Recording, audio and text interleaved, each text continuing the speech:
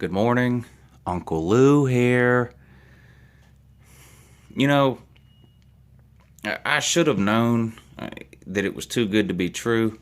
I'm actually mad at myself for, even letting myself believe that the Falcons were actually any good.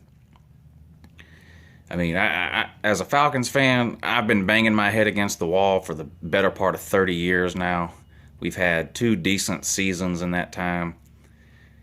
We start out undefeated this year, 5-0, which was great. People were buying in.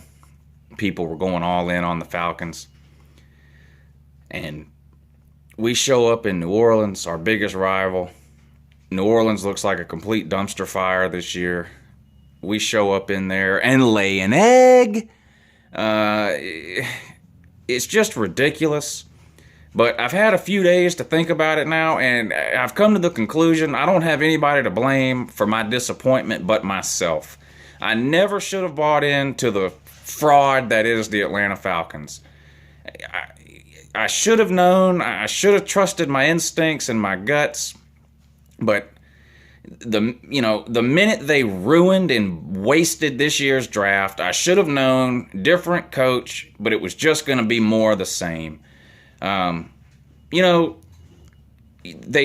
go out, they draft Vic Beasley in the first round. This guy's done nothing all year. He has a handful of tackles, a sack or 2. He's terrible against the run. The Falcons have no pass rush at all. They're just humiliating to watch. They draft Tevin Coleman in the 3rd round, which is that's a waste. You could have wiped your butt with that draft pick. He's a complete joke. So he got 2,000 yards in the Big Ten, big deal. He never got hit in the Big Ten. He gets here, he can't stay on the field. He sat out 2 or 3 games with a stomach ache or whatever it was he had. It's just embarrassing. And then, the Falcons drive down the field behind Devontae Freeman.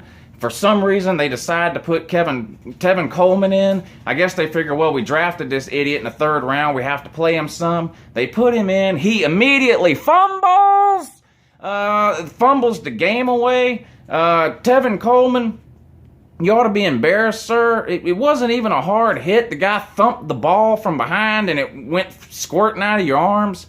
It's just pathetic and embarrassing. 5-0, whoopity-doo. You haven't even beat a team with a winning record. You've been behind in the 4th quarter of every single game you've played, with the exception of the Houston Texans game. I don't even know why I ever even bought in and believed that this year was going to be any different than every other year with the Atlanta Falcons. It's just more of the same, different coach, a handful of new players, same result, year in, year out. I'm embarrassed to be a Falcons fan.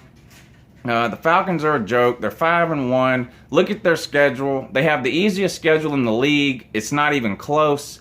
So they'll probably go 10-6, 11-5, something like that. But they're going to be one and done in the playoffs. They're not beating the Packers. They're not beating the Seahawks. They're not beating the Cardinals.